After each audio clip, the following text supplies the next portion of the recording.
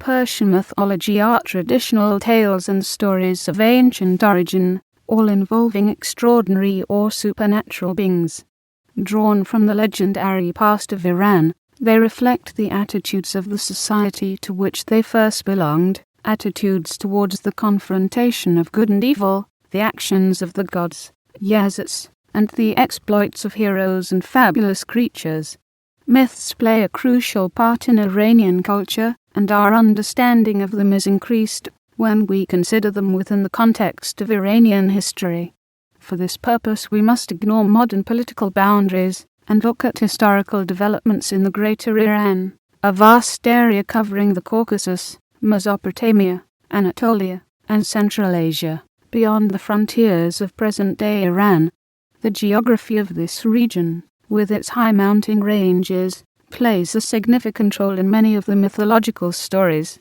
The second millennium BC is usually regarded as the age of migration, because of the emergence in western Iran of a new form of Iranian pottery, similar to earlier wares of northeastern Iran, suggesting the arrival of the ancient Iranian peoples. This pottery, light grey to black in color, appeared around 1400 BC. It is called Early Grey Ware or Iron Eye, the latter name indicating the beginning of the Iron Age in this area. The central collection of Persian mythology is the Shahnameh of Ferdowsi, written over 1,000 years ago. Ferdowsi's work draws heavily, with attribution, on the stories and characters of Mazdaism and Zoroastrianism, not only from the Avesta, but from later texts such as the Bundahishan and the Denkard as well as many others. The characters of Persian mythology almost always fall into one of two camps. They are either good, or they are evil.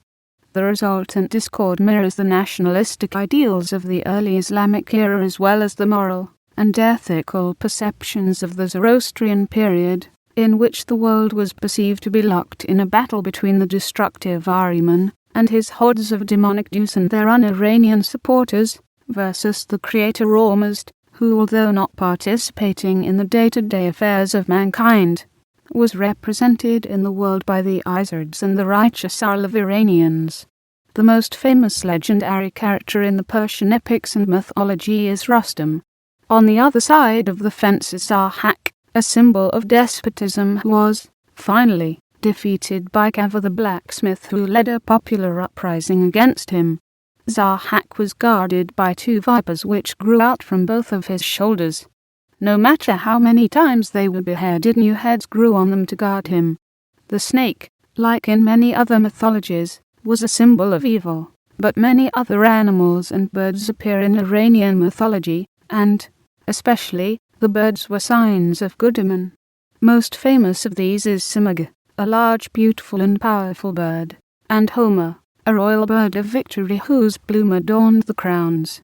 Peri, considered a beautiful, though evil woman in early mythology, gradually became less evil and more beautiful, until the Islamic period she became a symbol of beauty similar to the Houris of paradise.